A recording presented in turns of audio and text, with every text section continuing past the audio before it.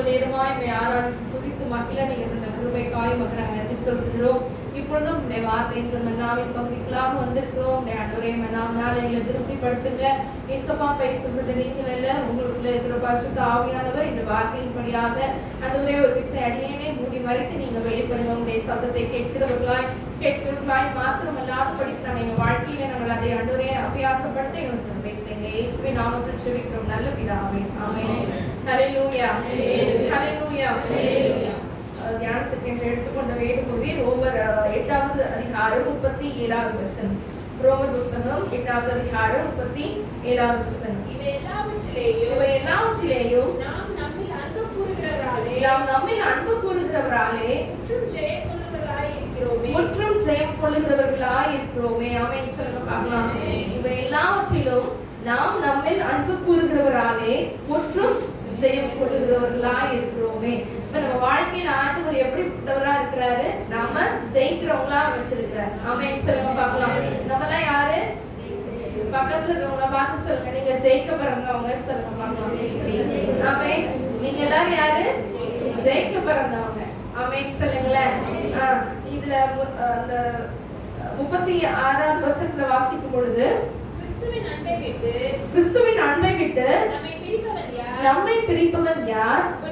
உபத்திரவமோ, வியாகுலமோ, துன்பமோ, பசியோ, நிர்வாணமோ, நாசமோசமோ, பட்டயமோ, இவை எல்லாவற்றிலேயும் நாம் நம்மில் அன்பு கூறுகிறவராலே. ஆமென் சொல்லுங்க பார்க்கலாம். இந்த உபத்திரவமோ, வியாகுலமோ, துன்பமோ, பசியோ, நிர்வாணமோ, நாசமோசமோ, பட்டயமோ, இவை எல்லாவற்றிலையும் இந்த மாதிரியான ஒரு உபத்திரவத்தின் பாதையில இவை எல்லாவற்றிலேயும் நாம் நம்மில் அன்பு கூறுகிறவராலே முற்றிலும் ஜெயம் கொள்ளுகிறவர்களா இருக்கிறோமே.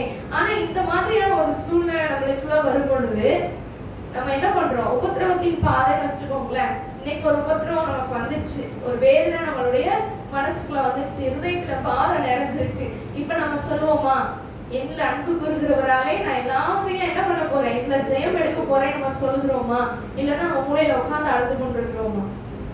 யோசிக்க வேண்டிய விஷயம் இல்லையா? அப்ப என்ன நம்ம நினைப்போம், ஒரு பிரச்சனை அப்படின்னா, ஒரு குடும்பத்துக்குள்ள ஒரு பிரச்சனைனாலோ இல்ல வேலை ஸ்தலத்துல ஒரு பிரச்சனைனாவோ என்ன செய்யறோம்? நம்மளே அறியாம நம்ம கண்ணுல இருந்து கண்ணீர் வருது. நமக்குன்னு அடிக்கடி எல்லாரும் சொல்ற ஒரு வார்த்தை சொல்லுங்க பார்க்கலாம், எனக்குன்னு யாருமே, இது பொதுவா எல்லாரும் சொல்றது, என் பிரச்சனையை கேட்கறதுக்கு யாருமே இல்ல. இது வந்து நார்மலா ஒரு ஹியூமன் பீயிங்கா இருக்கிற எல்லாரும் வாயிலே வருது. ஆனா எல்லாருக்கும் எல்லாரையும் ஆண்டவர் என்ன வச்சிருக்கிறாரு? தந்திருக்கிறாரு. நம்ம யாரு ரொம்ப நேசிக்கிறோமோ அவங்க நம்மள காயப்படுத்தும் பொழுது, அவங்க வந்து என்ன சொல்றது, வேதனையை தரக்கூடிய ஒரு சில வார்த்தைகளை கொடுத்துட்டாங்க அப்படின்னாவே உடனே என்ன வந்துருவோம்? நம்மள நேசிக்க யாருமே இல்லை. ஆனா அந்த சூழ்நிலையில ஆண்டவர் சொல்றாரு, நம்மில் அன்பு கூறுகிறவராகவே நம்ம என்ன பண்ணுறோமா? ஜெயம் கொள்ளுகிறோம். அப்ப வந்து நமக்கு அன்பு காட்டுறதுக்கு ஏசப்பா இருக்காங்கிறத நம்ம பல நேரங்கள் என்ன பண்ணிடுறோம்?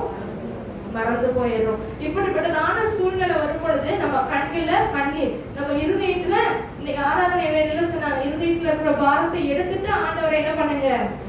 ஆராதிங்க.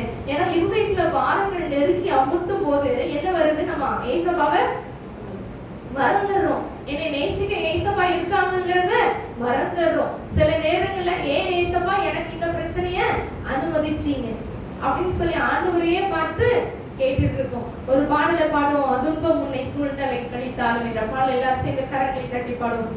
துன்பம் உன்னை சூழ்நிலை கழித்தாலும் இன்பவீனத்தை நின்று சோர்ந்தாலும் எண்ணி பார்வை பெற்ற பேராசீர்வாதம் கருத்த செய்த யாவும் வியப்பை தரும். எண்ணி பார்வை பெற்ற பாக்கியங்கள், எண்ணி பார்வை பெற்ற பாக்கியங்கள், எண்ணி பார்வை செய்த யாவும் வியப்பை தரும். அவன் சொல்லுங்க பார்க்கலாம், கருத்து செய்த யாவும் எப்போ துன்பம் உன்னை சூழ்நிலை கழித்தாலும், அதாவது துன்பம் நம்மளை சுத்தி நெருங்கி நிற்கும் போது என்ன பண்ணணுமா? எண்ணிப்பார் நீ பெற்ற பாக்கியங்கள், எண்ணிப்பார் கர்த்தர் செய்த நன்மைகள். அப்ப நமக்குள்ள ஒரு துன்பம் வரும் பொழுது நம்ம என்ன செய்யணும்? கர்த்தர் செய்த நன்மைகளை நினைச்சு பார்க்கணும். இதுக்கு முன்னாடி நம்ம உபத்திரவத்தின் பாதையில நம்ம வந்திருக்கிறோம். அப்ப ஏசப்பா என்ன பண்ணாங்க? எனக்கு ஜெயத்தை தந்தாங்க. இந்த மாதிரியான சூழ்நிலையிலையும் தேவன் என்ன பண்ணுவாரு? நமக்கு ஜெயத்தை தர வல்லமையுள்ளவராயிருக்கிறார் என்று சொல்லி நம்மளுக்குள்ள என்ன வரணும்? விசுவாசம் வரணும். மூளையில போய் அணுகிற காரியங்கள் என்ன பண்ணக்கூடாது? இருக்கக்கூடாது. தலைவாணி நினைச்சது போதும். ஆமே. எல்லா விதமான துன்பத்தின் பாதையில நீங்க நினைக்க வேண்டிய காரியங்கள் கர்த்தர் செய்த நன்மை. ஆமே. கர்த்தர் என்ன நேசிக்கிறதுக்கு ஏசப்பா இருக்கிறாங்கன்னு நினைச்சிட்டாலே முக்காவாசி பிரச்சனை என்ன இல்ல, ஓடி போயிடும் இல்லையா? நம்ம உட்கார்ந்து நம்ம வாழ்க்கையினால நம்ம இருதயத்துல இருந்து எனக்கு யார் இருக்காங்க, இந்த பிரச்சனையை நான் யாருகிட்டையும் சொல்றதுக்கு எனக்கு யாரும் இல்லையே, என்னை நேசிக்கிறதுக்கு யாரும் இல்லையேன்னு சொல்லி அழுதுட்டு இருந்ததுக்கு பதிலா ஏன் ஏசப்பா என் வாழ்க்கையில இப்படிப்பட்டதான பிரச்சனையை அனுமதிச்சீங்கன்னு ஆண்டவரை பார்த்து கேள்வி கேட்கறதுக்கு பதிலா நம்ம என்ன செய்யணும்? என்னை நேசிக்க என் அப்பா இருக்கிறாங்க. ஆமே. எடுத்து வாசிக்கலாம். ஆண்டவருடைய அன்பு எப்படிப்பட்டதா இருக்கிறது, நம்மள ஆண்டவர் எந்த பாதையில நடத்துகிறார் என்பதை வாசிக்க போகிறோம். ரோமர் 6வது அதிகாரம் 22வது வசனம் 23வது வசனம். இப்பொழுது நீங்கள் பாவத்தினின்று விடுதலையாக்கப்பட்டு தேவனுக்கு அடிமைகளானதினால் பரிசுத்தமாகுதல் உங்களுக்கு கிடைக்கும் முடிவோ நித்திய ஜீவன். ஆண்டவர் முதல்ல நம்ம எந்த இடத்துல தேர்ந்தெடுத்துட்டாரு? நம்ம எண்ணி பார்க்க வேண்டிய விஷயங்களை குறித்து நம்ம பார்க்க போகிறோம். நம்ம பாவத்தின் அடிமைத்தனத்துல இருந்து நம்ம சிக்கி இருக்கும் போது ஆண்டவர் என்ன செஞ்சாரு? நம்ம பாவத்திலிருந்து விடுதலையாக்கி இந்த நாள்ல நம்ம எப்படி வச்சிருக்கிறாரு? அவருடைய சொந்த பிள்ளைகளாக அப்படியே வச்சிருக்கிறார். அடுத்த வசனத்துல பாருங்க, பாவத்தின் சம்பளம் மரணம், தேவனுடைய கிருபை வரமோ நம்முடைய கர்த்தராகிய இயேசு கிறிஸ்துவினால் உண்டான நித்திய ஜீவன். அந்த நித்திய ஜீவனுக்காக ஆண்டவர் என்ன செஞ்சிருக்கிறாரு? மரணத்தின் வாசலிலிருந்து நம்ம மீட்டு எடுத்துக் கொண்டிருக்கிறார். ஆமென் சொல்லுங்க பார்க்கலாம். அப்ப பாவத்திலே நம்ம விழுந்து போயிடாத படிக்கு, அந்த அக்கிரமத்திலே நம்ம அழிச்சு போயிடாத படிக்கு அவர் தம்முடைய ஜீவனை கொடுத்து எனக்காக உங்களுக்காக அவர் தம்முடைய ரத்தத்தை சிந்தி நம்மளை எதுக்காக எடுத்துக்கிட்டாரா? நித்திய ஜீவனை கொடுக்கும்படியாக. ஆமென் சொல்லுங்க பார்க்கலாம். ஆண்டவர் எனக்கும் உங்களுக்கு ஒரு நித்திய ஜீவனை கொடுத்திருக்கிறார். ஆனா நம்மளுடைய காரியங்கள் எப்படிப்பட்டதா இருக்கிறது? இந்த உலக காரியங்களை குறித்து கவலைப்படுகிற காரியமா இருக்கிறது. ஆண்டவர் அடுத்து ரோமர் 8வது அதிகாரம் 14வது வசனத்தை வாசிக்கும் பொழுது மேலும் இவர்கள் தேவனுடைய ஆவியினாலே நடத்தப்படுகிறார்களோ அவர்கள் தேவனுடைய புத்திரராய் இருக்கிறார்கள். நல்லா பாருங்க, ஆண்டவர் அவருடைய பாவத்தின் அடிமைத்தனத்திலிருந்து வெளியில எடுத்த உடனே நம்மளை என்ன பண்றாரு? அவருடைய பிள்ளைகளா ஏற்றுக்கொண்டிருக்கிறார். நம்மள யாரு? தேவனுடைய புத்திரர்கள். நீங்கெல்லாம் யாரு? ஆமென், ஏசப்பாவோட பிள்ளைங்க. அடுத்த வசனத்துல பார்க்கும் பொழுது அந்தபடி திரும்பவும் பயப்படுகிறதற்கு நீங்கள் அடிமைத்தனத்தின் ஆவியை பெறாமல் அப்பா பிதாவே என்று கூப்பிட பண்ணுகிற புத்திர சுவிகாரத்தின் ஆவியை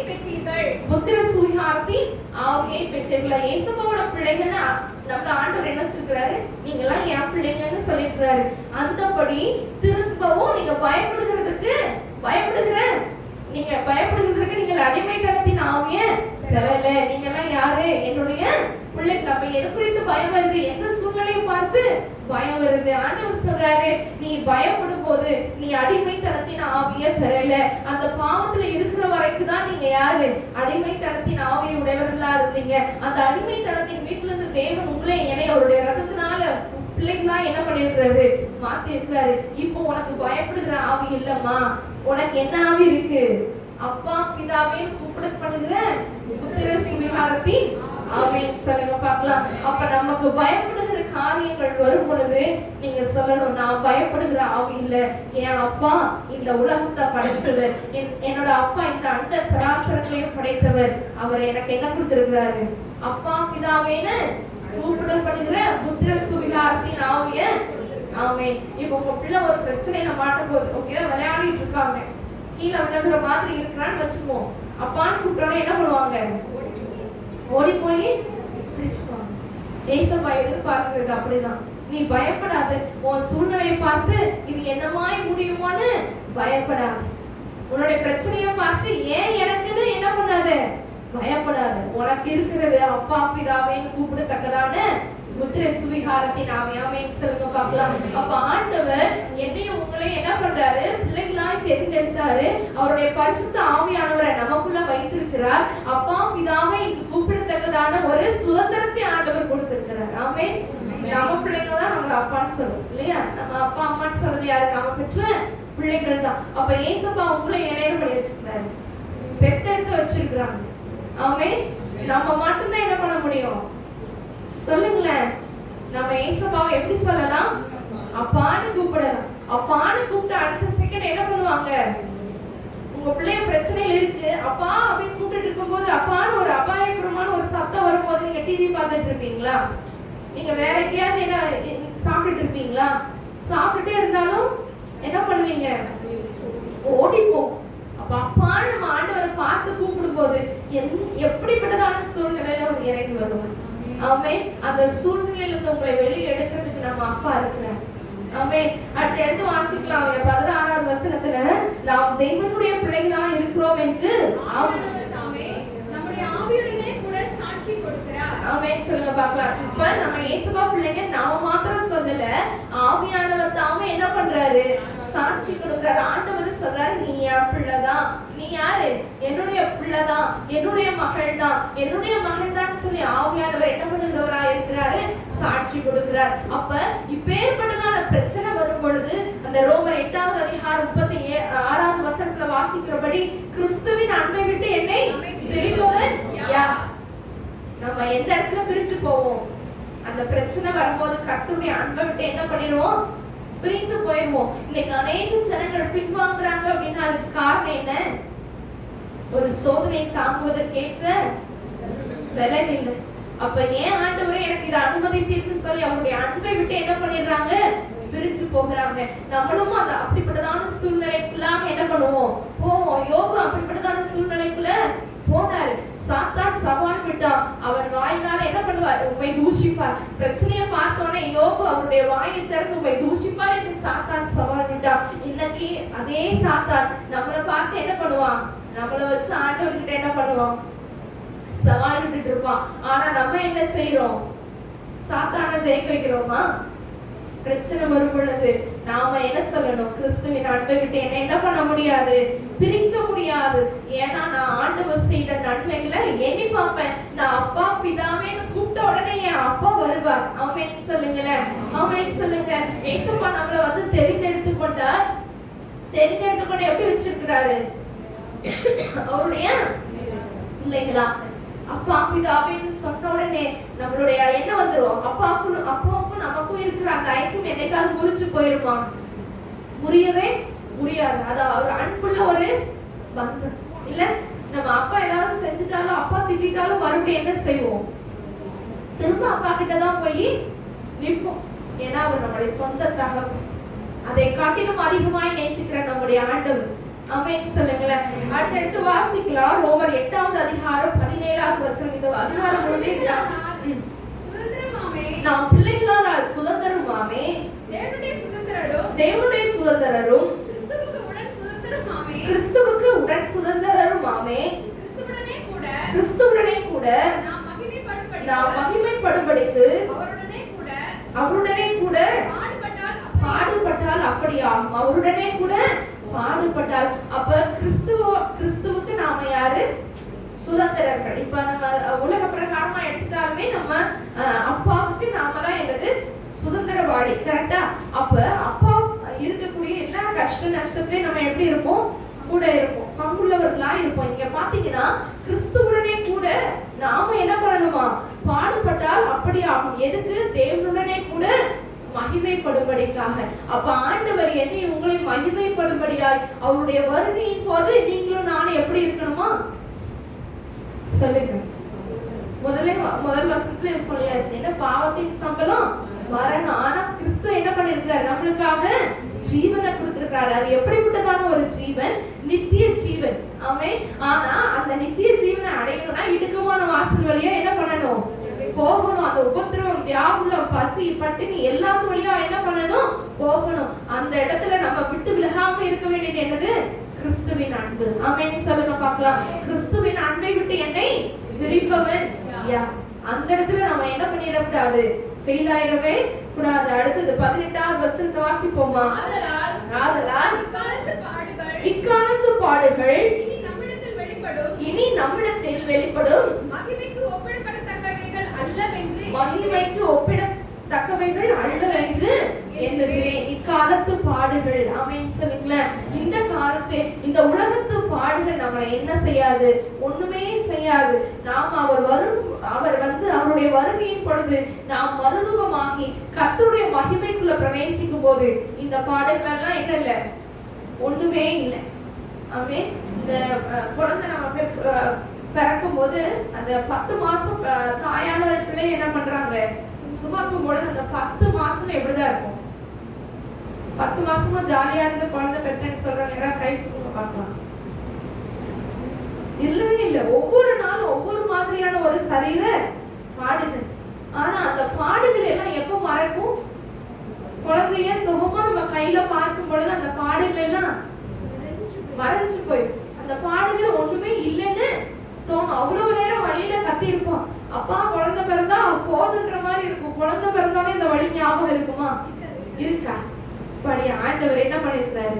நம்மளுக்கு நல்ல அழகான ஒரு குழந்தைய கொடுத்திருக்கிறார். அந்த 10 மாசம் நான் பட்ட கஷ்டத்தோட பலன் தான் என்னது? நம்ம கையில இருக்கிற ஒரு குழந்தை. அப்ப இக்காலத்து பாடுகள் இனி வரக்கூடிய மகிமைக்கு ஒப்பிடத்தக்கவைகள் அல்ல. அதை கம்பேர் பண்ணவே முடியாது. அது அவ்வளவு மகிமையான ஒரு இடம். நித்திய ஜீவன்கள் என்னது? ஒரு சாதாரண ஒரு விஷயம் கிடையாது. பரலோகத்துல போய் ஓயாமல் அந்த இடத்துல என்ன இல்ல? கண்ணீர் இல்ல, கவலை இல்ல, வேதனை இல்ல. அப்ப அந்த இடத்துல இருந்து நம்ம யோசிக்கும் பொழுது இந்த உலகத்தின் பாடுகள் அது சாதாரணமா இருக்கும். இந்த உலகத்தின் பாடுகள் ஒரு குப்பையாய் தெரியும். இப்ப நம்ம மலை போல நம்ம யோசிக்கலாம். ஆனா ஒன்னே ஒன்று, நம்மளை நேசிக்கிற ஏசப்பா என் கூட இருக்கிறாருன்னு சொன்னா அந்த பிரச்சனை சின்னதாதான் தெரியும். ஆமென். ஆமென் சொல்லுங்களேன். இப்போ நம்ம ஒரு பெரிய ஸ்கேல் எடுத்து வச்சிருக்கோம். இப்போ ஒரு ஸ்கேல் எடுத்து வச்சிருக்கோம். அந்த ஸ்கேலை பார்த்தோன்னே இது பெரிய ஸ்கேலா இருக்கே அப்படின்னு நம்ம நினைக்கிறோம். கரெக்டா? அப்ப இது பெருசா, அது கூட வந்து இன்னொரு பெரிய ஸ்கேலை வைக்கும்போது இந்த ஸ்கேல் என்ன ஆயிடுது? சின்ன ஸ்கேல். ஆக்சுவலி இவ்வளவு நேரம் என்னதான் இருந்தது? இது பெரிய ஸ்கேல். கரெக்டா? இப்ப பக்கத்துல அதை விட ஒரு பெரிய ஸ்கேல் வந்த உடனே அந்த பெரிய ஏற்கனவே அந்த பெரிய ஸ்கேல் என்ன ஆயிடுச்சு? இப்ப சின்ன ஆயிடுச்சு. அந்த மாதிரி தான் நம்ம வாழ்க்கையில பிரச்சனை பிரச்சனை பிரச்சனைன்னு சொல்லிட்டு தான் பிரச்சனை என்னைக்குமே ஓய போறதே கிடையாது. நீங்க ஒண்ணு தெரிஞ்சிருக்கணும், ஏசப்பா என் கூட இருக்கிறார். ஆமென் சொல்லுங்களேன். அப்ப அந்த பிரச்சனைய ஏசப்பா என் கூட இருக்கிறாருன்னு சொல்லும் பொழுது பெரியவர் நம்ம கூட இருக்கும்போது அந்த பிரச்சனை என்னவாயிரும்? சின்னதாயிரும். ஆமென் சொல்லுங்க பார்க்கலாம்.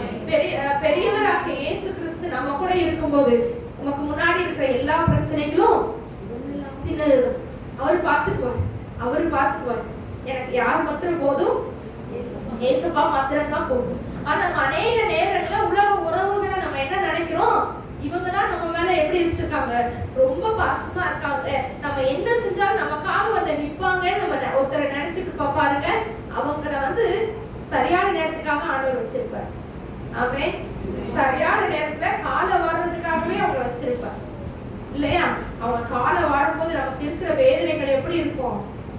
அப்பதான் ஏசப்பா எங்க இருக்கிறாருன்னே. ஆனா சிலருடைய வாழ்க்கையில பார்க்கும்போது அவசரத்துக்கு மட்டும் ஆண்டவர் என்ன பண்ணுவோம்? தேடும்.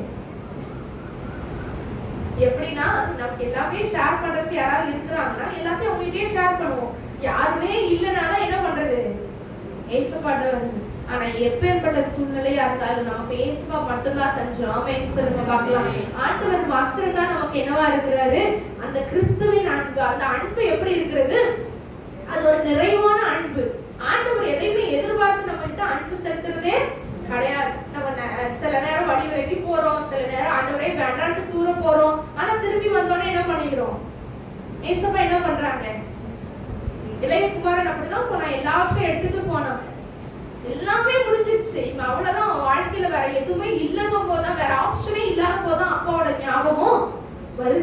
அந்த அப்பாவோட ஞாபகம் வந்து திரும்ப வந்தோடனே அந்த அப்பா என்ன பண்றாரு? நீ அழுக்கா இருக்கிற, நீ குளிச்சுட்டு வா, அதுக்கப்புறம் நான் உன்னை கட்டி அணைக்கிறேன்னு சொன்னாரா? நீ உனக்கு வேணும், இதுதான் வேணும், அப்பா பேச்ச கேட்காம நீ போயிட்ட, அதனால உனக்கு இதுவும் வேணும் இன்னமும் வேணும்னு சொன்னாரா? சொல்லல. அது ஒரு உவமை. அது யாரை குறித்து ஆண்டவர் சொன்னாரு? ஏசப்பாவை குறித்து சொன்னாரு. அந்த இளையகுமாரனாய் பல நேரங்களில் நீங்களும் நானும் இருக்கிறோம். ஆனாலும் ஆண்டவர் என்ன பண்றாரு? அந்த அழுக்கோட நம்மளை கட்டி அணைச்சு அவர் என்ன பண்றாரு? முத்தமிடுகிறவராய் காணப்படுகிறார். நமக்கு அந்த அழுக்கான அந்த ஆடைகளை கலைந்து என்ன பண்றாரு, புதிய வஸ்திரங்களை நமக்கு தருவதற்கு ஆண்டவர் ஆயத்தமா இருக்கிறார். ஆனா நாம எப்படிப்பட்டவங்களா இருக்கிறோம்? இன்னும் உலக காரியங்களை குறித்து உலக நண்பர்களிடம் அதிகமான பாசம் வச்சுட்டு இருக்கோமா? திரும்ப இருக்கும். அவன் இளையகுமாரன் எல்லாமே பட்டு முடிச்சதுக்கு அப்புறம் திரும்பினார். ஆனா ஆண்டவர் இன்னைக்கு சொல்றாரு, என்ன சொல்றாரு? நீங்களும் என்னோட புத்திரர்களா இருக்கிறீங்க. உங்களுக்கு எப்பனாலும் அப்பா பிதாவேன்னு சொன்னா ஓடி வர்றதுக்கு நான் இருக்கேன். அந்த இளையகுமாரன் திரும்பி வரும்போது எப்படி சொன்னாரு? இனிமே நான் உங்களோட பிள்ளைன்னு சொல்றதுக்கு நான் என்ன இல்ல, பாத்திரம் இல்ல, அதனால என்ன எப்படி இருக்கணும்னு வந்தாரு, ஒரு வேலைக்காரனா இருக்கணும். ஆனா அவர் என்ன செய்தாரு? நீ என் பிள்ளைதான்னு சொல்லி அழைத்தார். இன்னைக்கு எத்தனை தடவை நம்ம தூரம் போனாலும் ஆண்டவருக்கு நம்ம பிள்ளைங்க தான். அதனால தூரம் போயிட்டே இருக்கலாம்னு அர்த்தமா இல்ல. அவருடைய அன்புக்குள்ள இன்னும் எப்படி இருக்கணும்? நம்ம நெருங்கி செல்கிறவர்களா இருக்கணும். எந்த சூழ்நிலையிலையும் அவரோட அன்பை விட்டு நம்ம என்ன பண்ணக்கூடாது, பிரிச்சிடக்கூடாது. கர்த்தருடைய, அதாவது உங்களுடைய பாவங்களே உங்களுக்கும் கர்த்தருக்கும் நடுவாக என்ன உண்டாக்குகிறது? ஒரு பிரிவினை உண்டாக்குகிறது. அப்ப அந்த பிரிவினை உண்டாக்குவதற்கு நாம என்ன செய்யக்கூடாது? இடம் கொடுக்கிறவர்களாய் காணப்படக்கூடாது. எப்படி இருக்கணும்? கர்த்தருடைய அன்புல நெருங்கி கட்டப்பட்டவர்களாய் இருக்கணும். அடுத்து எடுத்து வாசிக்கலாம். ரோமர் 8வது அதிகாரம் 26வது வசனத்தை வாசிப்போமா? அந்தபடியே ஆவியானவரும் நமது பலவீனங்களில் நமக்கு உதவி செய்கிறார். நாம் ஏற்றபடி வேண்டிக் கொள்ளது என்னதென்று அறியாதிருக்கும் பொழுது ஆவியானவர் தாமே வாக்கு கடங்காது பெருமூச்சலோடு நமக்காக வேண்டுதல் செய்கிறார். நம்ம எப்ப பலவீனப்பட்டு போகிறோம்? இதை நான் ஏற்கனவே சொல்லியிருக்கேன். எப்பெல்லாம் பலவீனப்பட்டு போவோம்? உடம்பு சரியில்லாம வரும்போது பலவீனமா இருக்கலாம், அது ஓகே. நெக்ஸ்ட் பிரச்சனை வந்தோடனே நம்ம எப்படி இருக்கிறோம்? மனசளவுல பலவீனப்பட்டு போயிடும். அப்ப உங்க மனசு ஸ்ட்ராங்கா இருந்தாதான் அதை ஃபேஸ் பண்ணவே முடியும். ஆனா நம்ம என்ன ஆயிடுவோம்? அந்த பிரச்சனையே யோசிச்சு யோசிச்சு யோசிச்சு ஒழுங்கா சாப்பாடு இறங்காது, தண்ணி இறங்காது, தூக்கம் வராது. நம்மளுக்குள்ள என்ன இருக்கு? அப்பேற்பட்டதான ஒரு பலவீனம். அந்த பலவீனங்கள்ல யார் நமக்கு உதவி செய்யறாங்களா? ஆவியானவர் தாமே. அந்தபடியே ஆவியானவரும் நமது பலவீனங்களில், நம்முடைய பலவீனங்கள்ல ஏசப்பா எப்படி இருக்கிறாங்க? நமக்கு உதவி செய்கிறவராய் இருக்கிறார். அப்ப நமக்கு என்ன வராது? தூக்கம் வராது, ஜெபம் வராது, புரண்டுட்டு இருப்போம். அப்ப ஆவியானவர் வாக்கு கடங்காத பெருமூச்சலோடு நமக்காக என்ன பண்ணுவாரா? பிதாவிடத்தில் வேண்டுதல் செய்கிறவராய் காணப்படுகிறார். அப்ப எப்படிப்பட்டதான சூழ்நிலையிலாலும் உங்ககிட்ட இருக்கிறதுக்கு ஒரு ஆளு என்ன பண்றாங்க? இருக்கிறாங்க.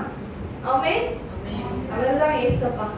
ஆமென் சொல்லுங்களேன். இந்த உலகத்தையே படைச்சவங்ககிட்ட இருக்கும்போது நீங்க ஏன் பயப்படணும்? நீங்க ஏன் சோர்ந்து போகணும்? அப்படிப்பட்டதான பிரச்சனை வரும்போது ஏன் அவரை விட்டுட்டு, அந்த அன்பை விட்டுட்டு ஓடணும்னு நம்ம நினைக்கணும் இல்லையா?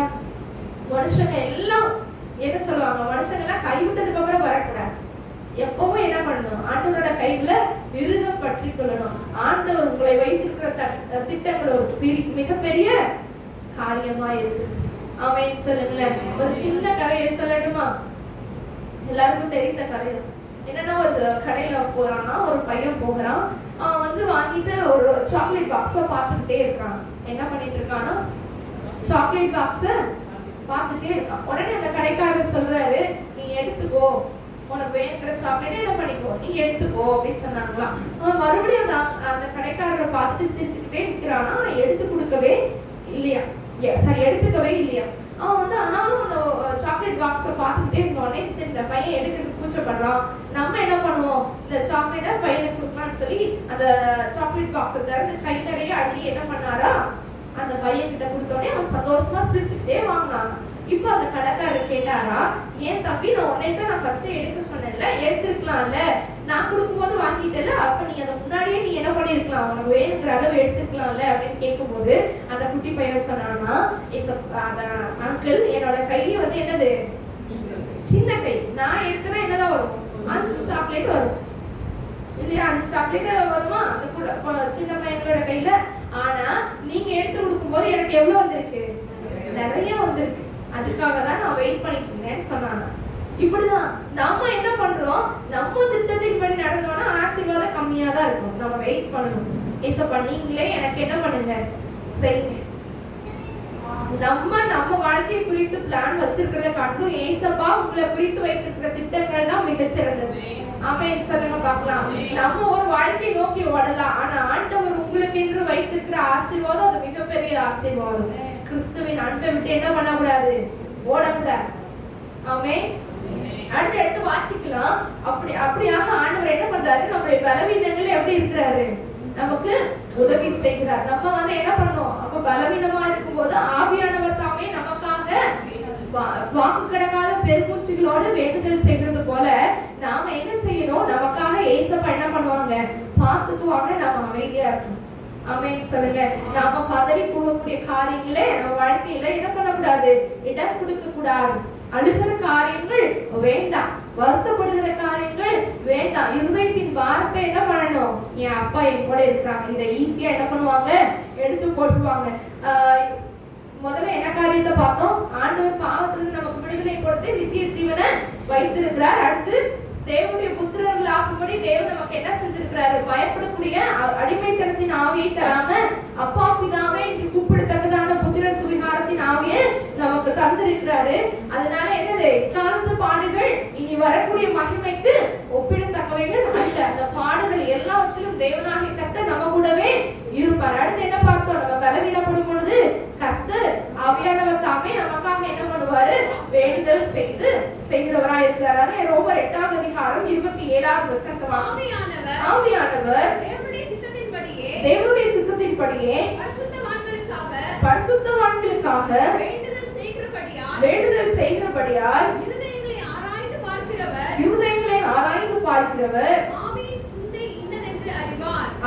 சிந்தை இன்னதென்று அறிவார். அவர் நம்மளுக்காக வேண்டுதல் செய்யறாரு. தேவனுடைய சித்தத்தின்படியே வேண்டுதல் செய்யறாராம். தேவனுடைய சித்தத்தின்படியே பரிசுத்தவான்களுக்காக, அது என்னது, பரிசுத்தவான்களுக்காக வேண்டுதல் செய்கிறபடியால் இருதயங்களை என்ன பண்றாராம், ஆராய்ந்து பார்க்கிறார். அப்ப நம்ம இருதயம் எப்படிப்பட்டதா இருக்கணும் சொல்லுங்களேன். இருதயத்தால ஆண்டவர் நமக்காக வேண்டுதல் செய்வார் சொல்லி நம்ம எல்லா பாவத்தையும் செஞ்சுட்டு இருக்கலாமா? நம்ம முதல்ல தேவனுடைய புத்திரர்கள் ஆன உடனே நம்மளுக்குள்ள என்ன வரணும், அவருடைய சாயல் வரணும். நீங்க உலகத்துக்கு உப்பாகவும் ஒளியாகவும் இருக்கிறீங்க. அப்ப நம்ம கர்த்தருடைய சாயலை தரித்தவர்களாய் மற்றவர்களுக்கு ஆசீர்வாதமான பாத்திரங்களா இருக்கணும். இந்த இடத்துல ஆண்டவர் நமக்காக வேண்டுதல் செய்வார்னு சொல்லிட்டு நம்ம பாட்டுக்கு ஊர்ல இருக்கிற எல்லா ஆட்டுலையுமே என்ன பண்ணக்கூடாது, அங்க தெளிவாய் போடப்பட்டிருக்கிறது. ஆவியானவர் தேவனுடைய சித்தத்தின்படி அவர் எப்படி வேண்டுதல் செய்கிறார், தேவனுடைய சித்தத்தின்படி பரிசுத்தவான்களுக்காக. ஆமென் சொல்லுங்க. தேவனுடைய சித்தத்தின்படி பரிசுத்தவான்களுக்காக வேண்டுதல் செய்கிறபடியால அதனால எப்படி கண்டுபிடிக்கிறார், இருதயத்தை நம்ம இருதயத்தை எப்படி பார்க்கிறாரா, ஆராய்ந்து பார்க்கிறார். மனுஷ முகத்தை பார்க்கிறான், கர்த்தரோ எதை பார்க்கிறாரு, இருதயத்தை பார்க்கிறவராய் இருக்கிறார். ஆவியின் சிந்தை இன்னதென்று ஆமென் சொல்லுங்களேன். ஆவியின் சிந்தை, நமக்கு என்ன சிந்தை இருக்குங்கிறது யாருக்கு தெரியும், ஆண்டவருக்கு தெரியும். இப்ப நீங்க எல்லாரும் என்ன பார்க்கலாம், என்னோட சிந்தை எப்படி இருக்கும், ஓ இந்த பொண்ணு ரொம்ப நல்ல பொண்ணு அப்படி இப்படி நீங்க முகத்தை பார்த்து வந்து டிசைட் பண்ணலாம். ஆனா ஆண்டவருக்கு தெரியும். இருதயத்தின் ஆழத்துக்குள்ள என்ன பண்ணுவாரா, போய் நான் என்னத்தை யோசிக்கிறேன், என்னத்தை சிந்திக்கிறேங்கிற காரியத்துல இருந்து ஆண்டவருக்கு தெரியும். நம்ம மனசுல நினைச்சா கூட இயேசுவுக்கு தெரியுமா, தெரியும். ஆமென் சொல்லுங்களேன். நான் வாய் விட்டு சொல்லலையே அப்படின்னு சொல்லலாம். உங்களோட உறுப்புகள் ஒவ்வொன்றையும் படைத்தவர் ஆவியானவர். ஆமென் சொல்லுங்களேன். அப்ப எங்க எந்த உறுப்பு என்ன வேலை செஞ்சுட்டு இருக்கீங்கிறது யாருக்கு தெரியும், ஆண்டவருக்கு தெரியும். அப்ப உங்களுடைய சிந்தை இப்ப என்ன யோசிச்சுட்டு இருக்குங்கிறது யாருக்கு தெரியும், ஏசப்பாவுக்கு தெரியும். அதே அதிகாரம் 6வது வசனத்தை எடுத்து வாசிப்போமா. மாம்ச சிந்தை மரணம், ஆவியின் சிந்தையோ ஜீவனும் சமாதானமுமா. அப்ப நம்ம சிந்தை எப்படி இருக்கணுமா, இப்பதான் ஆண்டவர் சொல்றாரு, எனது இருதயத்தின் ஆழங்களை என்ன பண்றாரு பார்க்கிறார். என்ன சிந்தை உள்ளவர்கள் என்ன சொல்றாரு, அந்த வசனத்தை மறுபடியும் வாசிக்கலாம். கடைசி பகுதி, இருதயங்களை ஆராய்ந்து பார்க்கிறவர் ஆவியின் சிந்தை இன்னதென்று அறிவார். ஆமென் சொல்லுங்க பார்க்கலாம். இருதயங்களை ஆராய்ந்து பார்க்கிறவர் உங்க ஆவியின் சிந்தை எப்படிப்பட்டதா இருக்கிறது என்று என்ன பண்றாராம், பார்க்கிறவராய் காணப்படுகிறார். அப்ப நம்ம ஆவியின் சிந்தை எப்படி இருக்கணும், நம்மளுடைய சிந்தை எப்படிப்பட்டதா இருக்குது. ஒரு நிமிஷம் கண்ணை மூடி யோசிச்சு பாருங்களேன். இப்ப கண்ணை மூடுனா உங்க சிந்தை எப்படிப்பட்டதா இருக்கு. வீட்டுல அடுத்த வச்சுட்டு வந்துட்டேன்னு இருக்கா, நமக்கு கடன் இருக்குன்னு நினைக்குதா, இல்லைன்னா பிள்ளைகளை எப்படி படிக்க வைக்க போறோம்னு யோசிக்குதா? இதெல்லாம் எப்படிப்பட்டதான ஒரு சிந்தை? உலக பிரகாரமான சிந்தை, அதாவது மாம்ச சிந்தை. கரெக்டா? ஆவியின் சிந்தை தான் என்ன வரும்? ஆவியின் சிந்தையோ ஜீவனும் சமாதானமுமா. அப்ப நம்முடைய சிந்தை எப்படிப்பட்டதா இருக்கணும்? என் பிள்ளைங்களோட ஃபீஸ் கட்டுறதுக்கு ஆண்டவர் என்ன பண்ணுவாரு? வழி வைப்பார். நாமே ஆண்டவர் என்ன பண்ணுவாரு? என் கடன் பாரத்தை அடைப்பதற்கு அவர் வழி உருவாக்குவார். ஏன்னா என்ன நேசிக்கிறவரு, என் கூடவே இருக்கிறவரு, என் கூடவே இருந்து என்ன பண்றாரு? என் வாழ்க்கையை நடத்துகிறவரு, இந்த உலகத்தை படைச்சவர், அவர் அதை பார்த்துக்குவார் அப்படின்னு நினைச்சா நமக்குள்ள என்ன இருக்காது? மாம்ச சிந்தை இருக்காது. ஆவியின் சிந்தை எப்படிப்பட்டதா இருக்குமா? அது ஜீவனும் சமாதானமுமாய். அப்ப ஆவியின் சிந்தை உள்ளவர்களா இருந்தாதான் நீங்க பலவீனப்படும் பொழுது யார் உங்களுக்காக வேண்டுதல் செய்ய முடியும்? ஆவியானவர். ஆமே, ஆவியானவர் தாமே நம்முடைய பலவீனங்களில் என்ன பண்றாரா? வாக்கு கடங்காத பெருமூச்சுகளோடு வேண்டுதல் செய்கிறார்னு சொல்லப்பட்ட அடுத்த வசனத்துல சொல்லப்பட்டிருக்கிறது. ஆவியானவர் தேவனுடைய சித்தத்தின்படி பரிசுத்தவான்களுக்காக வேண்டுதல் செய்கிறார். ஆமே, அதுக்கு அடுத்ததுதான் என்ன சொல்றாங்க? அவர் இருதயத்தை ஆராய்ந்து பார்க்கிறவர், ஆவியின் சிந்தை இன்னதென்று அறிவார். அப்ப ஆவியின் சிந்தை இருந்தாதான் நம்ம ஜீவனும் சமாதானம் உள்ள வாழ்க்கை வாழ முடியும். ஆமென் சொல்லுங்க பார்க்கலாம். இன்னும் உலக காரியங்களை குறித்து கவலை, இன்னும் உலக காரியங்களை குறித்ததான ஒரு வேதனை, இன்னும் உலக காரியத்தை குறித்தே ஓடிக்கொண்டிருந்தோம்னா நீங்க கிறிஸ்துவின் பிள்ளைகளா இருப்பது கேள்விக்குறிதான். ஏசுவா பிள்ளைன்னு சொல்லிக்கிட்டே இருந்துட்டு என்ன பண்ணக்கூடாது? மத்தியானம் எங்க வீட்டுல ஒரு சம்பவம் நடந்துச்சு. மத்தியானம் ஏதோ பேசிட்டு இருக்கும்போது நாய்க்கு பயம்னு சொல்லி வெளியே ஏதோ சொல்லிட்டு இருந்தான். உடனே சைமன் வந்து சொல்றான், பாட்டி வெளியே சாத்தா பிள்ளைன்னு சொன்னான். திரும்ப திரும்ப என்ன சொல்றான்? சாத்தா பிள்ளைன்னு சொன்னோடனே எங்க அம்மா சொன்னாங்க, அவெல்லாம் ஏசுவா பிள்ளைதான், நீ இப்படி சொல்லாத அப்படின்னு சொன்னோடனே அவ பயப்படுறாள்ல. பயப்படுறவங்க எல்லாம் யாரு பிள்ளை? சாத்தான் பிள்ளை. சரியா? பயப்படுறவங்க யாரு பிள்ளை? சாத்தான் பிள்ளை. நான் என்ன பண்ண மாட்டேன்? பயப்படவே மாட்டேன் அப்படின்னு சொல்லி மத்தியானம் ஒரு சாப்பிடும் போது இதெல்லாம் நடந்துச்சு.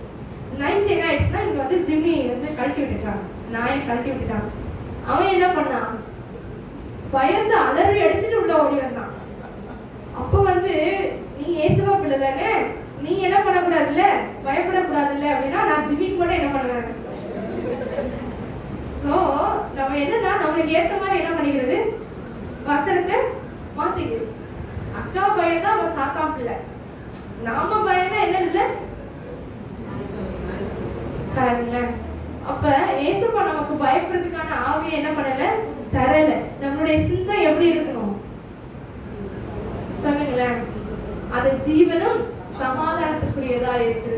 நம்ம பேசுறதெல்லாம் பேசிட்டு இன்னும் நம்மளுடைய சிந்தை மாம்சத்துக்குரியதா இருந்ததுன்னா அந்த ஜிம்மிய பார்த்த உடனே அவன் என்ன சொல்லணும்? நான் ஏசுவா பிள்ளை ஜிம்மின்னு சொல்லிட்டு அங்க நின்று இருந்தானா என்ன இருக்கு? அது ஆவியின் சிந்தை. ஆமே, ஆவியின் சிந்தை உள்ளவர்களா இருக்கு.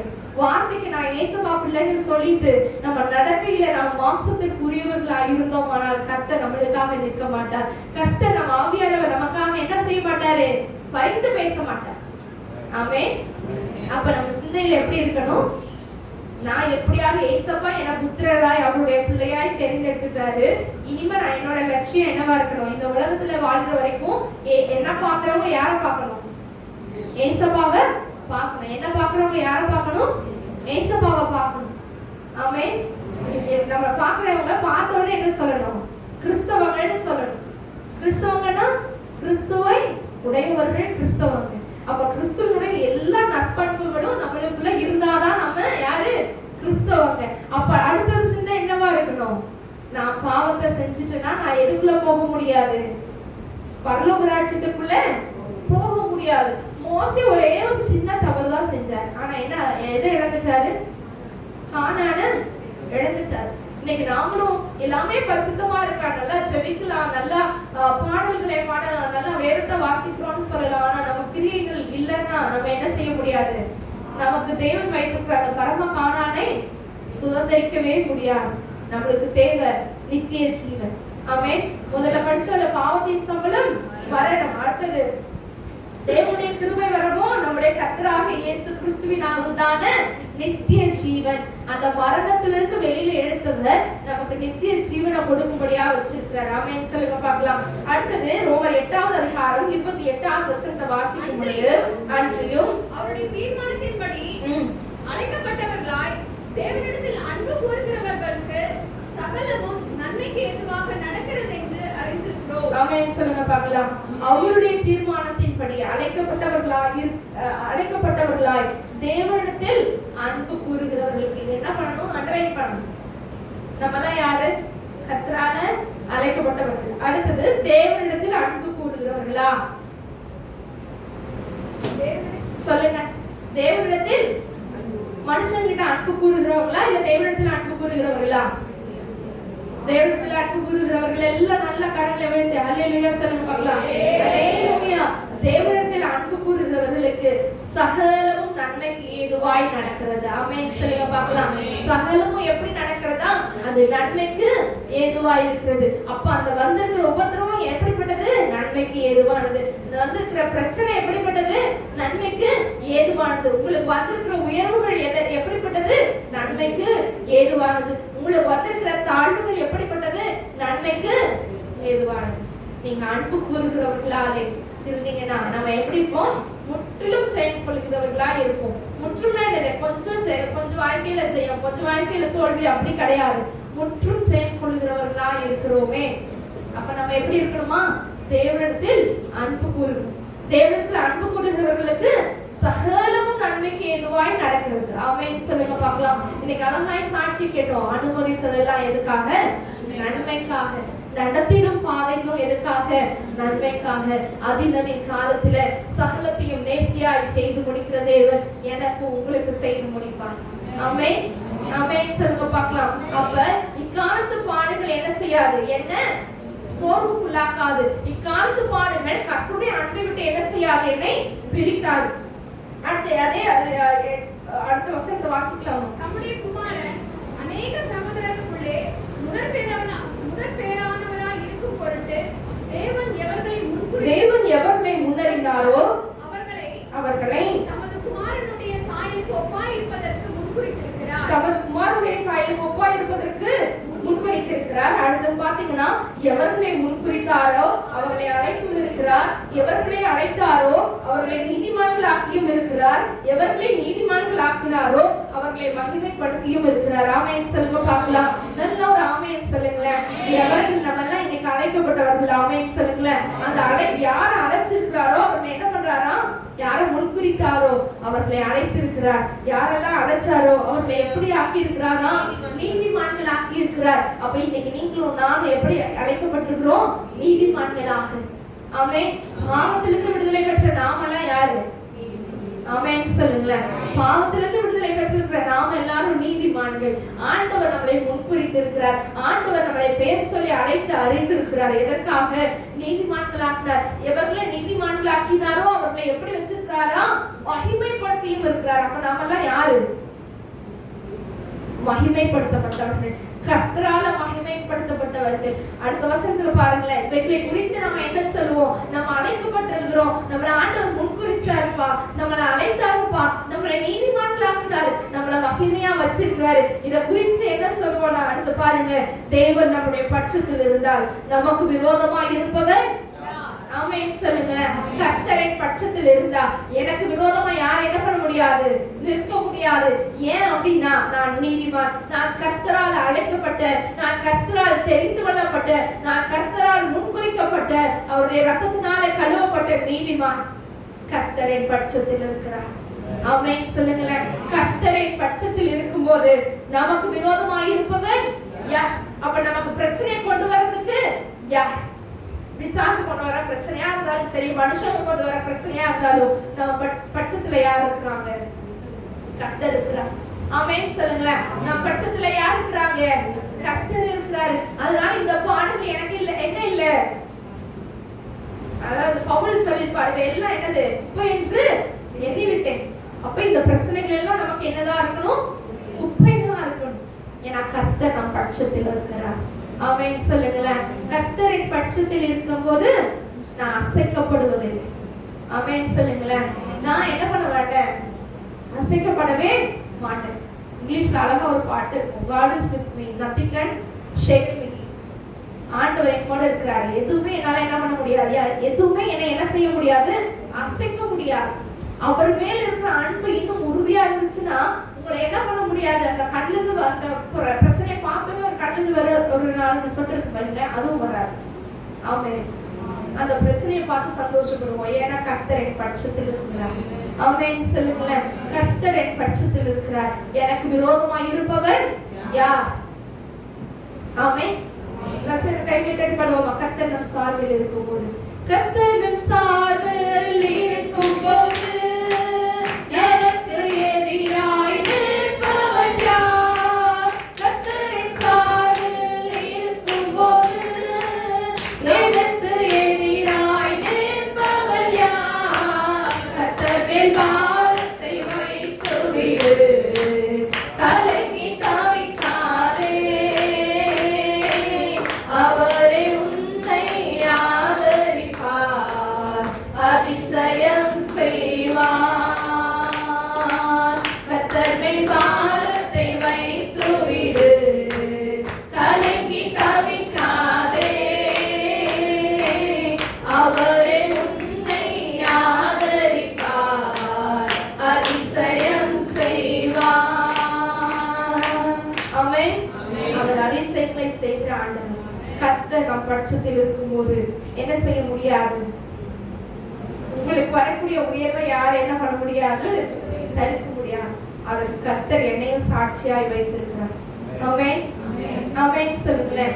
நம்மளுக்கான ஒரு உயர்வுகளை வரும் பொழுது மனுஷனை தடுக்கவே என்ன பண்ண முடியாது, தடுத்து நிறுத்தவே முடியாது. கர்த்தர் நம் பட்சத்தில் இருக்கிறார். மனுஷன் எனக்கு என்ன செய்வான்? ஆனா ஆண்டவர் எதிர்பார்க்கிறது என்னது? கிறிஸ்துவின் அன்பு, கிறிஸ்துவின் மேல இருக்கிற அன்பு. உலகத்தையே நம்பி ஒரு மனுஷங்களை நம்பி போனோம்னா என்னது? இக்கட்டில் எங்களுக்கு உதவி செய்யும். மனுஷனுடைய உதவி விருதம். மனுஷனுடைய உதவி எல்லாம் என்னது? விருதம். கர்த்தர் தான் நமக்கு என்ன, கர்த்தராலே பராக்கிரமம் செய்வோம். ஆமென். அடுத்து வாசிக்கலாம். இப்படிப்பட்டதான ஒரு பாதைகளை நம்ம கடந்து வரும் பொழுது ஆண்டவர் நமக்கு என்ன வச்சிருக்காருன்னா, யாக்கோபு 1வது அதிகாரம் 12வது வசனத்தை வாசிப்போமா? யாக்கோபு 1வது அதிகாரம் 12வது வசனம். சோதனை சகிக்கிற மனுஷன் பாக்கியவான், அவன் உத்தமன் என்று விளங்கின பின்பு கர்த்தர் தம்மிடத்தில் அன்பு கூறுகிறவர்களுக்கு வாக்குத்தத்தம் பண்ணின ஜீவ கிரீடத்தை பெறுவான். எல்லாரும் சேர்ந்து சொல்லுங்க பார்க்கலாம். சோதனையை சகிக்கிற மனுஷன் பாக்கியவான். அதுல அவன் எப்படி விளங்கணுமா? உத்தமனே என்று சொல்லி விளங்கணும். அப்பதான் கர்த்தர் என்ன பண்றாரா? வாக்குத்தத்தம் பண்ணின அந்த ஜீவ கிரீடத்தை என்ன பண்ணுகிறார்? தருகிறார். அப்ப நம்ம என்ன பண்ணணும்? அந்த உபத்திரவம், வியாகுலம், பசி, பட்டினம், நாசம், மோசம் எல்லாத்தையும் என்ன பண்ணணும்? கிறிஸ்துவின் அன்பிலிருந்து என்ன செய்யக்கூடாது? விலகிடக்கூடாது. அந்த சோதனையில என்ன பண்ணணுமா? நாம நிற்கிறவர்களாய் காணப்படணும். ஆண்டவர் சொல்லியிருக்கிறார், உபத்திரவத்தின் புகையிலே நான் என்ன பண்ணேன்? உன்னை தெரிந்தெடுத்தேன். ஆமென். நீங்க இன்னும் புதிதாய் பிறந்த குழந்தைகளை போல என்ன பண்ணக்கூடாது? இருக்கக்கூடாது. ஆவியில இன்னும் ஆவிக்குரிய வாழ்க்கையில வளர்கிறவர்களா இருக்கணும். புதிதாய் ரட்சிக்கப்பட்ட போது இருக்கக்கூடிய ஒரு சந்தோஷ சமாதானம் எப்பொழுதும் இருக்கணும் அப்படின்னா எல்லா பாடுகளையும் கடக்கும் பொழுது அது இருக்கணும். ஆமென். நம்ம ஆண்டவரை ஏற்றுக்கொண்டோம், ஆண்டவர் அன்பை பெற்றுக்கொண்டோம், அவருடைய பிள்ளைகள் ஆனவரே நம்மளுக்குள்ள என்ன வந்துருச்சு? சந்தோஷம் வந்துருச்சு. அப்ப நம்ம வந்து குழந்தைகளா இருக்கிறோம். நம்ம அப்ப எப்படி இருக்கிறோம்? புதிதாய் பிறந்த ஒரு குழந்தைகளை போல இருக்கிறோம். அதுக்கு அடுத்துதான் ஆண்டவர் என்ன பண்ணுவாரு? இப்ப நம்ம சிறு பிள்ளைகள் வந்து அவங்க பிறக்கும் பொழுது அவங்களுக்கு என்ன இல்லை, எந்த கவலையுமே கிடையாது. எந்திரிப்பாங்க, சாப்பிடுவாங்க, தூங்குவாங்க. அதுக்கப்புறம் படிக்க ஆரம்பிச்சதுக்கு அப்புறம் என்ன வருது? கொஞ்சம் கொஞ்சமா ஐயோ படிக்கணுமே, ஐயோ டெஸ்ட் எழுதுமே, ஐயோ பாஸ் பண்ணணுமே சொல்லி அங்க ஆரம்பிக்கிற பிரச்சனை. அடுத்து 12th முடிக்கிறாங்க. 12th முடிஞ்சதுக்கு அப்புறம் என்ன வரணும்? உலகத்துக்குள்ள காலேஜ்க்குள்ள போகிறாங்க. அங்க இருக்கக்கூடிய சூழ்நிலைகள், சோதனைகள் எல்லாம் என்ன பண்ணணும்? தாண்டணும். ஃப்ரெண்ட்ஸோட கேலி கிண்டலுக்குள்ள ஆளாவாங்க. அந்த வயசுல அதுதான் உங்களுக்கு பிரச்சனை. அதே கல்யாணமாய் குடும்பத்துக்குள்ள போனதுக்கு அப்புறம் லைனா வந்துட்டே இருக்கும். இல்ல வராம இருக்குமா என்ன? ஒவ்வொரு நாளும் ஒவ்வொரு விதமான ஒரு பாதை தான். அப்ப இன்னும் நான் குழந்தைய போல இப்ப இருக்கிறோம் இல்ல, இங்க இருக்கிற யாராவது நான் என்னோட வேலை ஒரு குழந்தை மாதிரி சாப்பிட்டுட்டு தூங்கி எந்திரிச்சுன்னா என்னோட கடமை முடிஞ்சிருச்சுன்னு யாராவது சொல்ல முடியுமா? குழந்தையாவே இருந்திருக்கலாம்ல. அப்படி வேணா சொல்லிக்கலாம். குழந்தையாவே இருந்தாலும் என்னதான், ஐயோ எப்படா நம்ம வளருவோம், எப்படா நம்ம காலேஜுக்குள்ள போவோம், அது வேற அது ஒரு பிரச்சனை வருது இல்ல. நம்ம வளருகிறவர்களாய் காணப்படணும். அப்ப இன்னும் நம்ம வந்து ஆவிக்குரிய வாழ்க்கையில பிறந்த குழந்தைகளுக்கு எந்த பிரச்சனையும் கிடையாது. நீங்க பிறந்த குழந்தைகளாவே இருக்கணும்னு நினைக்கிறீங்களா, இல்லைன்னா ஆண்டவரால வளர்க்கப்படணும்னு நினைக்கிறீங்களா? வளர்க்கப்படணும். அப்ப எல்லா சோதனைக்குள்ளயும் என்ன வரணும், தாண்டிதான் வரணும். சோதனையை சகிக்கிற மனுஷன் பாக்கியவான். அந்த சோதனையை தாங்க முடியாதபடிக்கு ஏன் ஆண்டவரே எனக்கு இப்படின்னு கேட்டுட்டீங்கன்னா நீங்க என்ன இல்ல ஃபெயில் ஆகிட்டீங்க. இப்ப நாங்கெல்லாம் படிக்கும்போது இப்பதான் ஆல் பாஸ் இல்ல, நம்மள சின்ன பிள்ளைங்களா இருக்கும்போது எப்படி இருக்கும், ஃபர்ஸ்ட் ஸ்டாண்டர்ட் எக்ஸாம் எழுதி பாஸ் பண்ணாதான் செகண்ட் ஸ்டாண்டர்டுக்கே விடுவாங்க. தேர்ட் ஸ்டாண்டர்ட் நாங்க படிக்கும் போது ஃபெயில் ஆகி தேர்ட்ல உட்காந்து நாங்க ஃபோர்த்துக்கு போன நாட்கள் உண்டு. அப்படிதானே? இப்ப இருக்கிற பிள்ளைங்களுக்கு கொஞ்சம் என்ன இல்ல, ஃபெயில்னா அதோட அது அர்த்தமே புரியல. ஃபெயில்னா ஒரு பாடம் தானே ஃபெயில் அப்படின்னு இருக்காங்க. இப்ப இருக்கிற பிள்ளைங்களோட ஃபெயில் எப்படி தெரியுமா, ஃபெயில் ஆயிட்டு நமக்கு ரேங்க் வராது, அதுதான் அவங்களோட மைண்ட் செட். ஆனா அப்பெல்லாம் எப்படி இருந்தோம், ஐயோ எப்படா ரிசல்ட் வரும், எத்தனை மார்க் வந்து இல்லைன்னா நல்லா படிக்கிற பிள்ளைங்கலாம் என்ன பண்ணுவோம், அந்த ஆனுவல் எக்ஸாம் ஒழுங்கா எழுத மாட்டோம். ஏன் எழுத மாட்டோம், என்னதான் ஃபுல்லா படிச்சிருந்தாலும் பாஸ் பண்ற அளவுக்கு எழுதிட்டு என்ன பண்ணுவோம், போதும் கையே வலிக்குது டயர்ட் ஆயிடுச்சுன்னு சொல்லி மூடி வச்ச நாட்கள் இருக்கு. ஏன்னா ரிசல்ட் வர அன்னைக்கு பாஸா ஃபெயிலான்னு மட்டும்தான் சொல்லுவாங்க ஆனுவலுக்கு. கரெக்டா? ஆனுவலுக்கு நம்ம என்ன எப்படிதான் இருப்போம், என்னதான் கரைச்சு குடிச்சு படிச்சுட்டு போனாலும் பாஸ் பண்ற அளவுக்கு எழுதிட்டு வர அளவுக்கு தான் என்ன பண்ணுவோம், பாப்பா சிரிக்கிறா அப்படிதான் பண்ணுவோம் போல இல்ல. ஆனா மத்த நாட்கள்ல குவார்டர்லி ஹாஃப் இயர்லில எப்படி இருக்கும், மார்க் 5 மார்க் குறைஞ்சா 5 மார்க் எங்க கேட்டு புடமிட்டுருவாங்க, வச்சு மேலே கீழே வரைக்கும் என்ன பண்ணுவாங்க. எங்க அம்மாட்ட அடி வாங்கவே முடியாது, வச்சா ஒரு அடியால அடிக்க மாட்டாங்க, அவங்களுக்கு விலை குறைஞ்சு போற அளவுக்கு எப்படி இருப்பாங்க, அடிப்பாங்க. ஆமே. அதனாலதான் இப்ப எப்படி இருக்கிறோம் சொல்லுங்க. அவ்வளவு அடி வாங்கி நொறுக்கப்பட்டு மிதிப்பட்டு பாதிக்கப்பட்டு இந்த நாட்கள்ல ஆண்டவர் பொண்ணா வச்சிருக்கிறார். ஆமே. அடி வாங்கின யாரும் என்ன ஆகல, கெட்டு போனதே இல்ல. திறமை கையாடாதவன் தன் மகனை பகைக்கிறான்னு சொல்லியிருக்கு. அப்ப எல்லா சோதனைகளையும் தாண்டினாதான் ஒரு இந்த உலகத்துல வாழக்கூடிய நாம 10th இருந்து அடுத்த கிளாஸ் போனோம்னா 10th பாஸ் பண்ணாதான் இப்ப 11th போக முடியும். அப்ப ஆவிக்குரிய வாழ்க்கையில் இருக்கிற நாம சோதனை சகிச்சு அதுல ஜெயிக்கிறவர்களா இருக்கணும். ஆமே. அப்ப சோதனை வரும்பொழுது இந்த சோதனை ஜெயிக்கிறதுக்கு கர்த்தர் என்ன பண்ணிருக்கிறாரு, அன்பு வச்சிருக்கிறாரு. இதை தாண்டுவதற்கு என்ன பண்றாரு, வசனம் அதுதானே, இவை எல்லாவற்றிலும் நாம் நம்மில் அன்பு கூறுகிறவராலே முற்றும் ஜெயம் கொள்கிறவர்களாய் இருக்கிறோமே. ஜெயம் பெறுவீங்கன்னு சொல்லல, ஜெயம் கொள்கிறவர்களாய் இருக்கிறீங்க. நீங்க இருக்கிறதே ஜெயிக்கிறதுக்கு தான், நீங்க இருக்கிறதே எதுக்குதான், ஜெயிக்கிறதுக்கு தான். நீங்க வாழ்றதே எதுக்காக தான், ஜெயிக்கிறதுக்காக தான். ஜெயிச்ச உடனே ஆண்டவர் என்ன பண்றாரா, வாக்குத்தத்தம் பண்ணின ஜீவ கிரீடத்தை தருகிறார். 1 கொரிந்தியர் 10வது அதிகாரம் 13வது வசனத்தை வாசிப்போமா. 1 கொரிந்தியர் 10:13. மனுஷருக்கு நேரிடுகிற சோதனையே அல்லாமல் வேறே சோதனை உங்களுக்கு நேரிடவில்லை. தேவன் உண்மை உள்ளவராய் இருக்கிறார். உங்கள் பிராணிக்கு மேலாக நீங்கள் சோதிக்கப்படுகிறதற்கு அவர் இடம் கொடாமல் சோதனையை தாங்கத்தக்கதாக சோதனையோட கூட அதற்கு தப்பிக்கொள்ளும்படியான போக்கையும் உண்டாக்குவார். நமக்கு ரொம்ப பெரிய பிரச்சனை இல்லை. ஆனா எல்லாரும் சொல்ற வார்த்தை என்ன தெரியுமா, நானும் என்னை செய்திதான் சொல்றேன். எல்லாரும் தான் சொல்லியிருப்போம், எனக்கு வந்த மாதிரி பிரச்சனை வேற யாருக்கும் வரக்கூடாதுன்னு சொல்ல மாட்டோம்.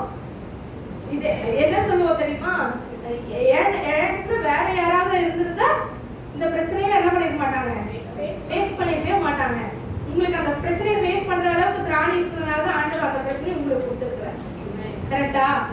நம்ம சொல்லுவோம், எனக்கு வந்த மாதிரி பிரச்சனை எவனுக்குமே வாழ்க்கையில வந்திருக்காதுன்னு சொல்லியிருப்பாங்க. அவங்களுக்கு வந்த பிரச்சனை உங்களுக்கு வரல. கரெக்டா? அவங்களுக்கு இருக்கிற பிரச்சனை உங்களுக்கு இல்ல. அவங்களோட பிரச்சனை அளவுக்கு தான் அவங்களால என்ன பண்ண முடியும், தாங்க முடியும். அப்ப ஆண்டவருக்கு தெரியும், இது என் மக இவ்வளவுதான் வளர்ந்துருக்கிறா, சின்ன பிள்ளைக்கு சின்ன குடத்துல தண்ணியை கொடுப்போம், கொஞ்சம் வளர்ந்ததுக்கு அப்புறம் பெரிய குடம் கொடுப்போம், இன்னும் கொஞ்சம் நல்லா அம்மா மாதிரி ஆனதுக்கு அப்புறம் என்ன பண்ணுவோம், தூக்கி இருக்கிறதுல பெரிய குடத்தை தூக்கி என்ன பண்ணுவோம், இடுப்புல வச்சுட்டு போறோம். அப்ப அம்மாவுக்கு தெரியும் எந்த சைஸ் இப்போ அந்த குழந்தையால என்ன பண்ண முடியும், தூக்க முடியும்.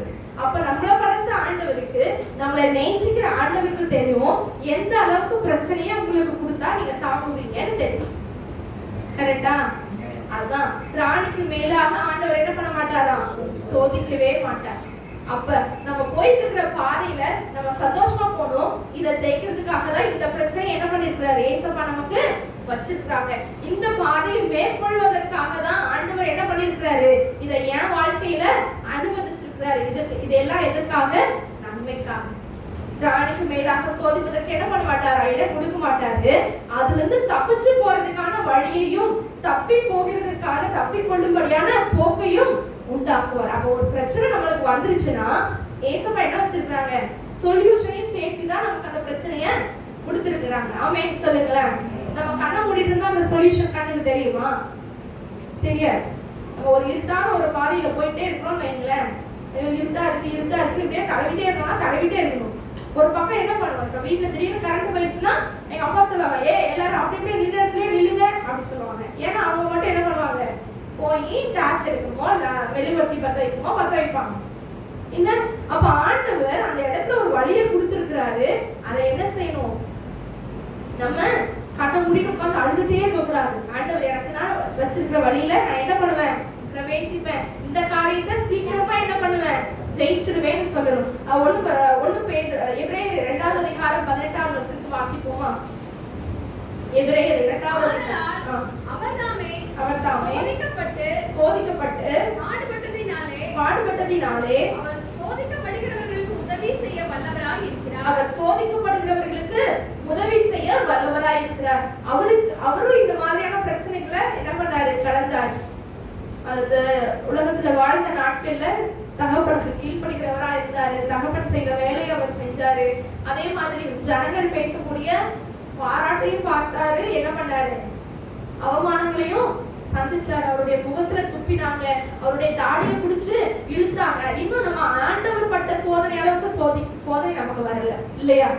கூட இருந்தவன் என்ன பண்ணா, முத்தத்தை கொடுத்து காட்டி கொடுக்கிறவனாய் காணப்பட்டான். இப்படி எல்லா சோதனையிலும் ஆண்டவர் இருந்ததுனால சோதிக்கப்படுகிறவர்களுக்கு அவர் எப்படி இருக்கிறாரா, உதவி செய்கிறவராய் காணப்படுகிறார். அடுத்து வாசிக்கிற 1 பேதுரு 1வது அதிகாரம் 7வது வசனம்.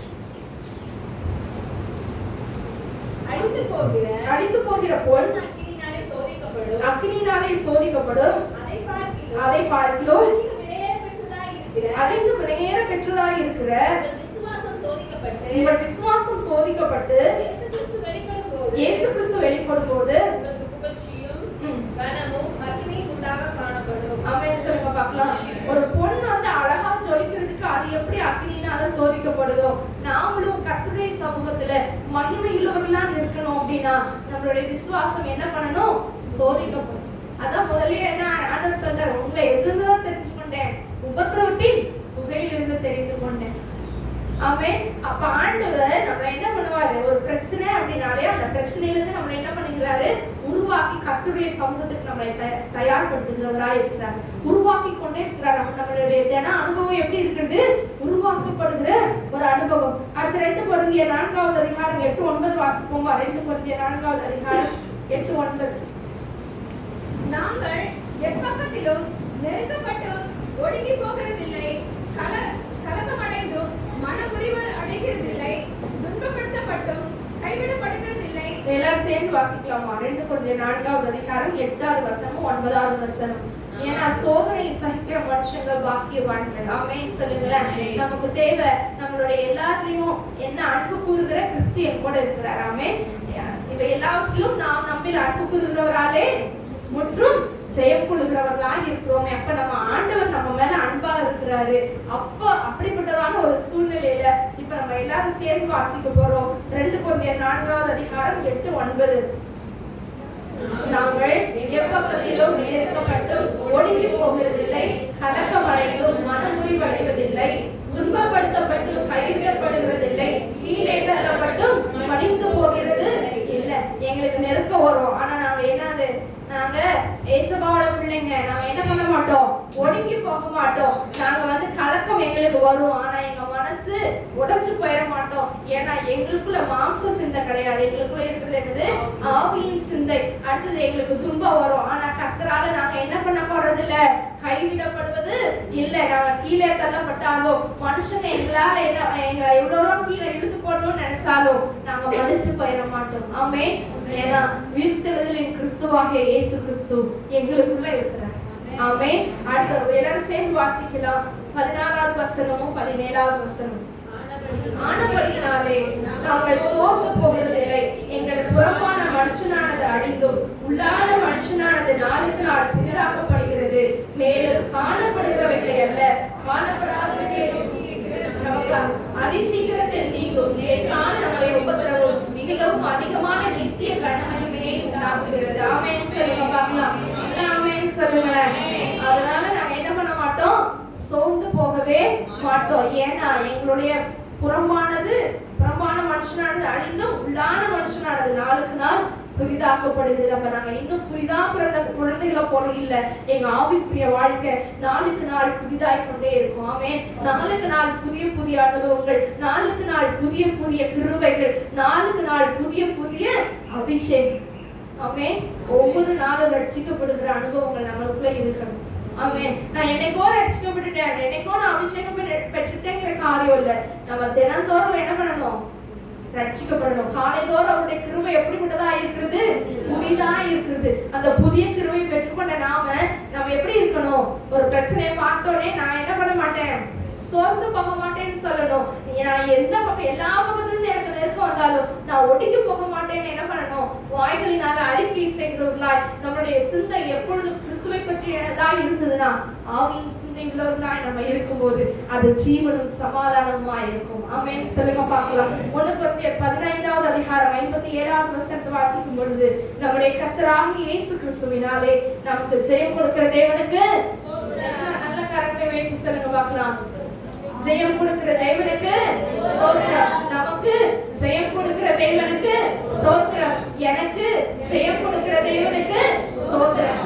ஆமென். ஆமென். நாம் நம்மில் அன்பு கூறுகிறவர்களாலே முற்றிலும் ஜெயம் கொடுக்கிறவர்களாய் இருக்கிறோமே.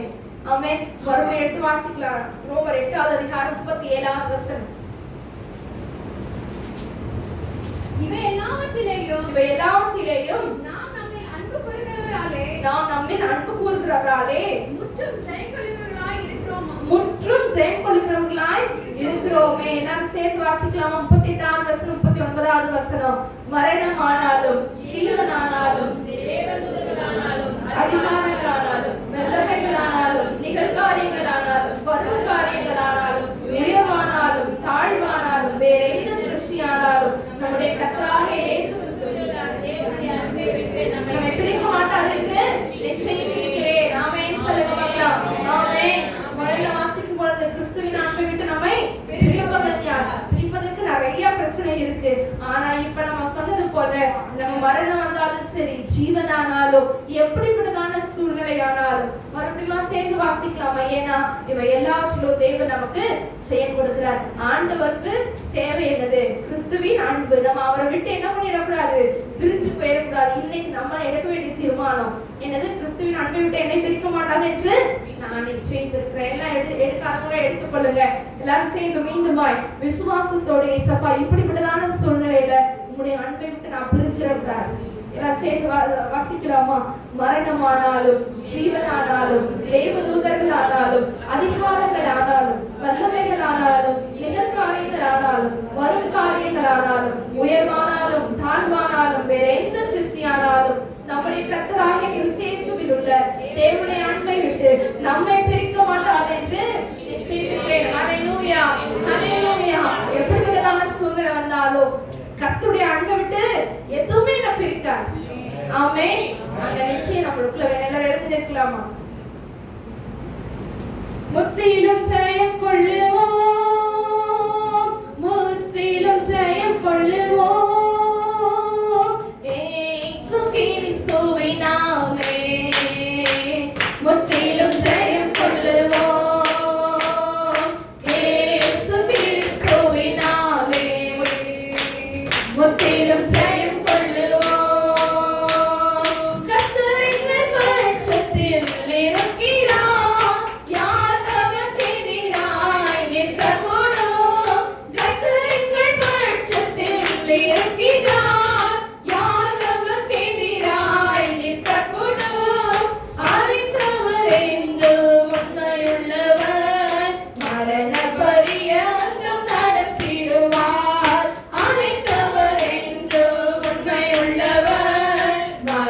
பரி